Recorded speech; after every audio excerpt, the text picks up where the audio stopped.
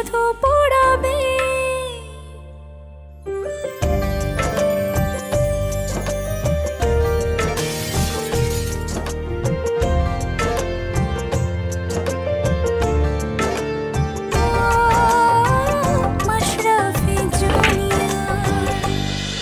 আমার আসলে একটা অসুখ আছে। কিসের অসুখ? অসুখটা একটু জটিল। সাইকোলজির ভাষায় এটাকে বলে বাইপোলার ডিসঅর্ডার। ও মাই গড, নাম শুনে তো মনে হচ্ছে এটা সাংঘাতিক জটিল টাইপের কোনো অসুখ।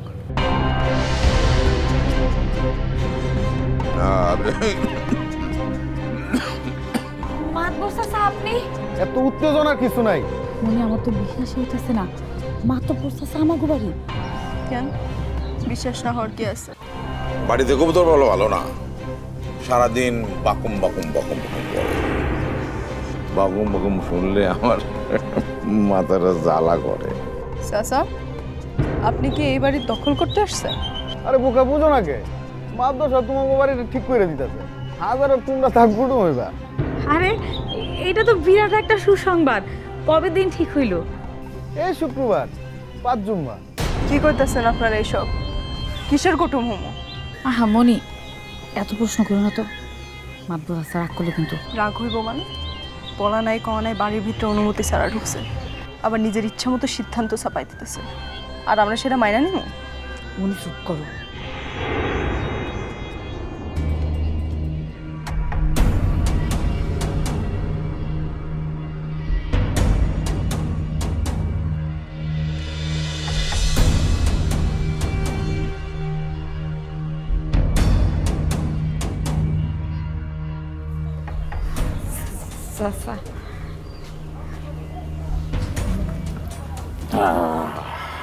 তাইলে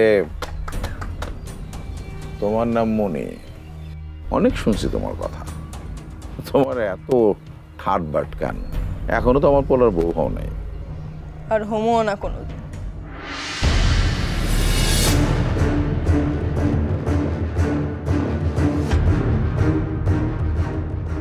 কি বললা তুমি? বললাম আমি বিয়া করবো না।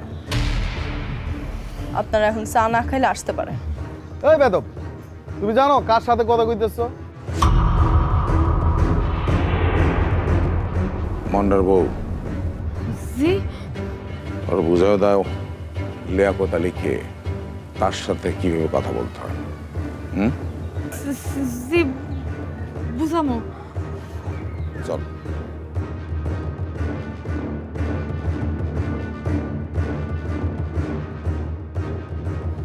ভাবি খবরদার আমারে কিছু বুঝাইতে আসবা না।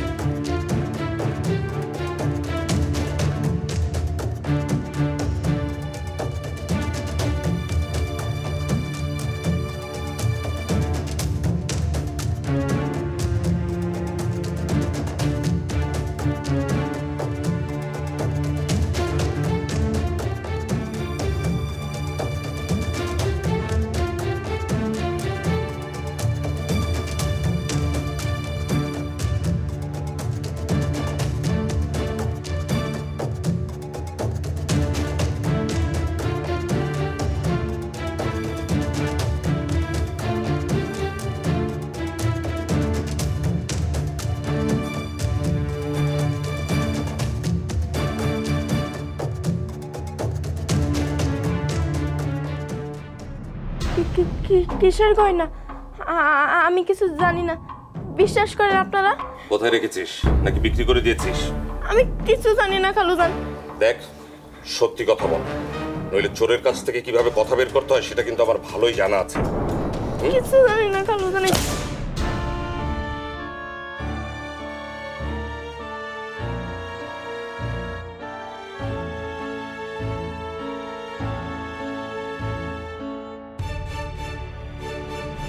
জালাল চৌধুরী, আমার কিন্তু ধৈর্যের সীমা ছাড়িয়ে যাচ্ছে।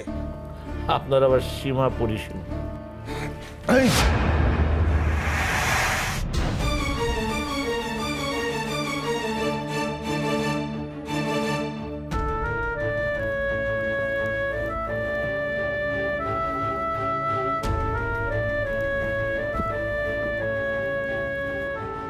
চিপুর দিকে তো ভালো কিছু মনে হচ্ছে না, সব আমার কর্মফল। মনি, চেয়ারম্যান স্যার, ওদের উপর যে অন্যায় অত্যাচার করেছি সবকিছু তার ফল। ওদের অভিশাপ এখন আমাকে কুড়ে কুড়ে খাচ্ছে।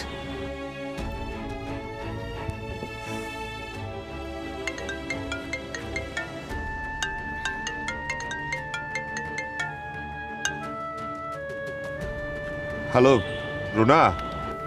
হ্যাঁ সাদিক, রিপোর্ট পেয়েছো? হ্যাঁ পেয়েছি, এখন ডক্টরের কাছে যাচ্ছি। রিপোর্টে কি এসছে? সব ঠিকঠাক আছে তো? হ্যাঁ মানে এখনো পর্যন্ত সব ঠিক আছে, কিন্তু ডক্টর তো... ডাক্তার কি সাদিক? না, ডক্টর এখনো খারাপ কিছু বলেনি। সেটাই যেন হয়, বিপদ তো আর একা আসে না।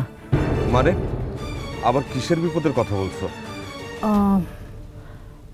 আয়ানের নাকি কি একটা রোগ হয়েছে, সে আমাদেরকে বলতে চায় না। কি বলছো? ও তো আমাকেও কিছু বলেনি। শোনো, আয়ান গ্রামে যেতে চায়, গ্রামের কলমি ফুল খেলে নাকি সব ঠিক হয়ে যাবে। মানে এসব ওর মাথায় কি করে আসলো আমি তো কিছু বুঝতে পারছি না। রুনা, আমার ছেলেকে তো আমি চিনি। আয়ান যখন বলেছে তখন নিশ্চয়ই এর পেছনে কোনো কারণ আছে। ঠিক আছে, আমি বাসায় ফিরে তারপর তোমার সঙ্গে কথা বলছি, কেমন? ঠিক আছে। দেখো, আজকাল তো সে আমার সাথে সব কথা শেয়ারও করে না, তেমন যেন এড়িয়ে যায়। রুনা, ওসব নিয়ে একেবারেই চিন্তা করো না। আয়ান তো এখন বড় হয়েছে, ওর নিজস্ব একটা জগৎ তৈরি হয়েছে। সে জগতে বাবা মায়ের প্রবেশ সবসময় সংরক্ষিত থাকে। মেবি হতে পারে, কিন্তু আমার কোথায় যেন একটা কিন্তু লাগছে। আচ্ছা ঠিক আছে, তুমি কথা বলে দেখো যদি কিছু জানতে পারো। ওকে, বাই।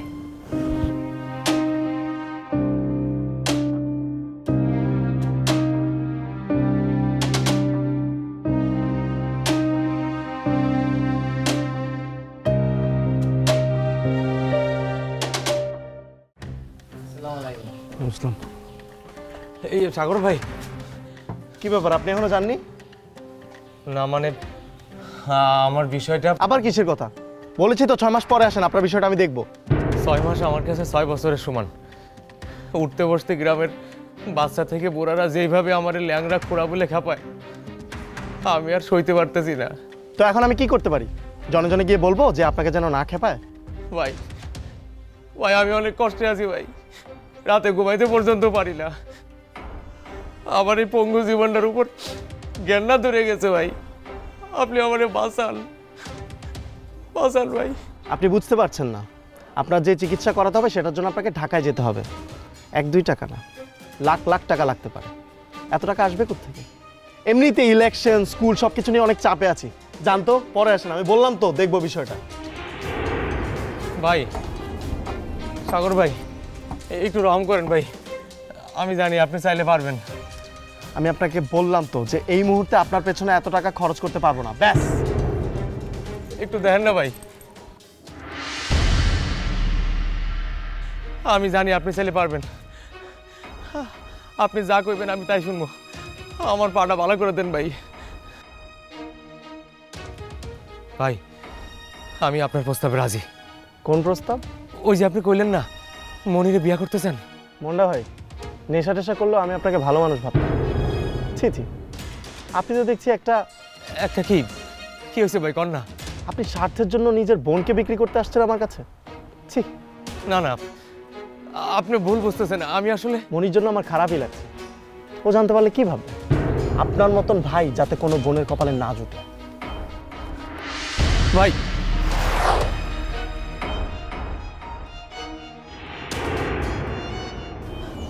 ভাই আপনি আমারে ভুল বুঝেন না ভাই। আজ হোক কাল হোক মনিরে তো বিয়া দিতেই হইব। আর আপনি যখন নিজে থেকে বিয়ার প্রস্তাব নিয়ে আইছেন, আর সেই সুযোগে আপনিও চলে আসছেন আমার সাথে ব্যবসা করতে।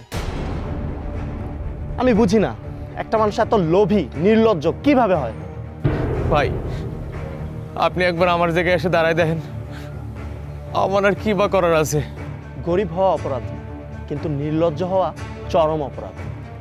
ভাই আপনি শিক্ষিত মানুষ, এসব ভালো খারাপ কথা আপনি দাঁড়িপাল্লায় মাপতে পারবেন, কিন্তু আমি মূর্খ। তার সাথে বড় কথা, আমি ল্যাংড়া খোড়া, চলতে ফিরতে পারি না।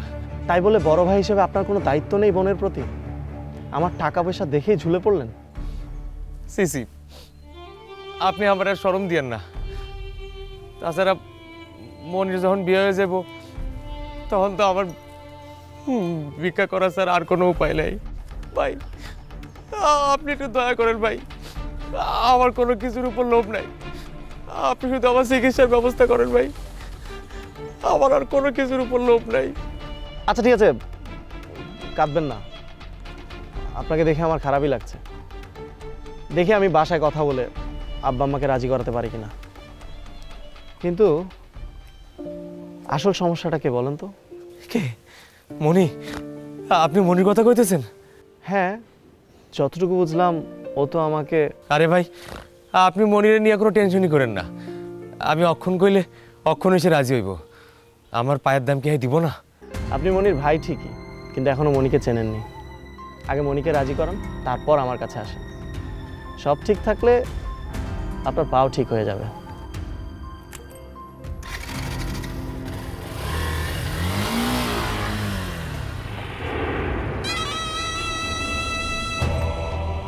তুমি আমার চেনো নাই সাগর।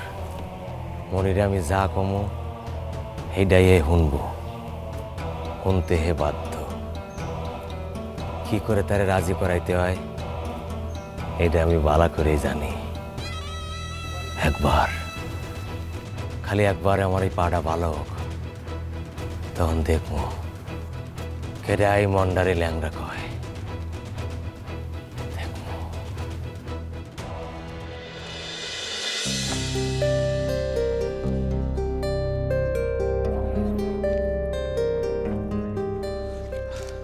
ডক্টর সরি, দেরি করে ফেললাম। প্লিজ বসুন। না, আপনি ঠিক সময় এসেছেন, আর একটু হলে আমাকে পেতেন না। ও এই যে রিপোর্ট।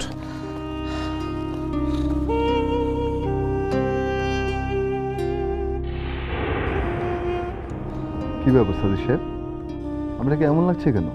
হ্যাঁ, কেমন লাগছে? না মানে মনে হচ্ছে কোনো কিছু নিয়ে চিন্তা করছেন। আসলে আসলে হচ্ছে কি ডক্টর, জীবনে এই প্রথমবার মানে সিটি স্ক্যানারের ভেতর ঢুকতে হয়েছে, তো তারপর আমার বায়োপসি নাকি টেস্ট করলো, সব কিছু মিলিয়ে আমার কেমন যেন লাগছিল।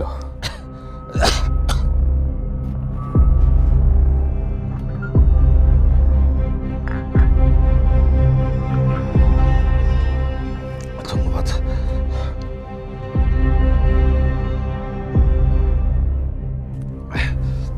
ডক্টর আপনি তাড়াতাড়ি রিপোর্টটা একটু দেখুন, তারপরে আমরা নরিন ম্যাডামের ব্যাপারে কথা বলবেন, তাই তো? রাইট। আপনি কি নিজের থেকেও নরিন ম্যাডামকে নিয়ে একটু বেশি চিন্তা করছেন না? আশ্চর্য, এখানে আমার সাথে নরিনের তুলনা আসছে কেন? আপনি রিপোর্টটা দেখুন না। সরি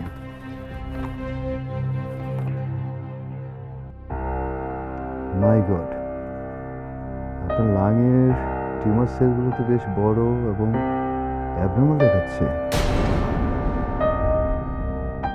এবং বেশ আশেপাশে ছড়িয়ে পড়েছে। আশ্চর্য, এসব কথা আপনি আমাকে বলছেন কেন? আমি এসবের কি বুঝি? রিপোর্টে কি এসছে আপনি সেটা বলুন।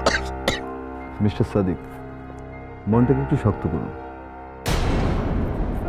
রিপোর্টে যা দেখছি তাতে মনে হচ্ছে আপনার লাং ক্যান্সার ধরা পড়েছে।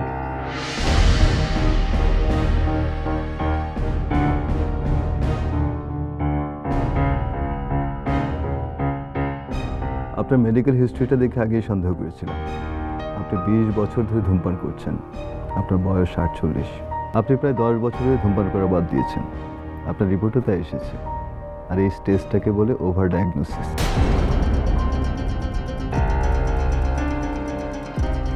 সাদিক সাহেব শুনছেন? এই যে সাদিক সাহেব। হ্যাঁ ডক্টর, আপনি কি যেন বলছিলেন, আরেকবার বলবেন প্লিজ। আপনার লাঙে ক্যান্সার সেল পাওয়া গেছে। মিথ্যে কথা, ইউ আর এ লায়ার, আপনি একজন মিথ্যাবাদী। প্লিজ উত্তেজিত হবেন না, আমি আপনার মনের অবস্থাটা বুঝতে। আমি কিছু বুঝতে পারছেন না, তো এসব কথা বলে আমাকে ঘাবড়ে দিতে পারবেন না। আপনি বাসায় গিয়ে বিশ্রাম নেন।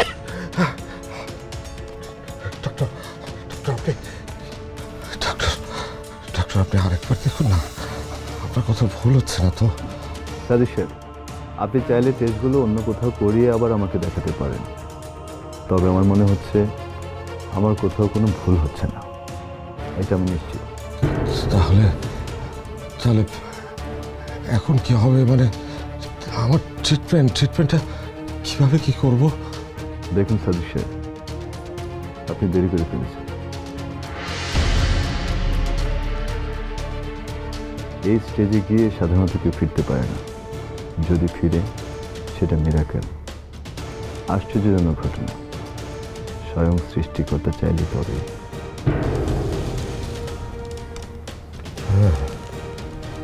হ্যাঁ বুঝতে পেরেছি।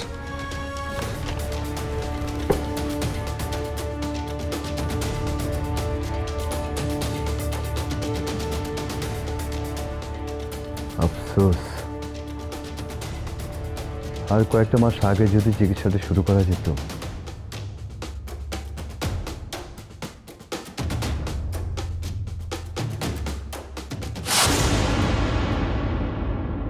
তোর এত বড় সাহস, তুই মাতবরের মতো মুরব্বির লগে বিয়াদবি করছস?